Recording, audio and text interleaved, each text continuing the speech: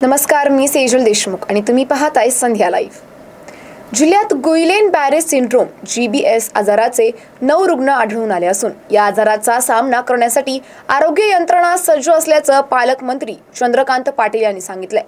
गुइलेन-बॅरे syndrome अर्थात GBS आजाराचा जिल्ह्यातील आढावा पालकमंत्री चंद्रकांत पाटील यांनी रविवारी आरोग्य विभागाकडून घेतलाय। त्यावेळी ते बोलत होते। यावेळी जिल्ह्याच्या पालक सचिव विनीता वेद सिंगल, जिल्हाधिकारी डॉक्टर राजा दयानिधी, मुख्य कार्यकारी अधिकारी तृप्ती धोडमिसे, महापालिका आयुक्त शुभम गुप्ता, पोलीस अधीक्षक संदीप घुगे, शासकीय वैद्यकीय महाविद्यालय व रुग्णालय मिरजचे अधिष्ठाता डॉक्टर गुरव, जिल्हा शल्य चिकित्सक डॉक्टर विक्रम सिंग कदम, जिल्हा आरोग्य अधिकारी विजय कुमार वाघ आदी उपस्थित होते। पाटील म्हणाले की या आजाराबाबत सर्वांनी योग्य ती काळजी घ्यावी। लक्षणे दिसल्यास आरोग्य विभागाशी संपर्क साधावा। सांगली जिल्ह्यात GBSचे आतापर्यंत 9 रुग्ण आढळले।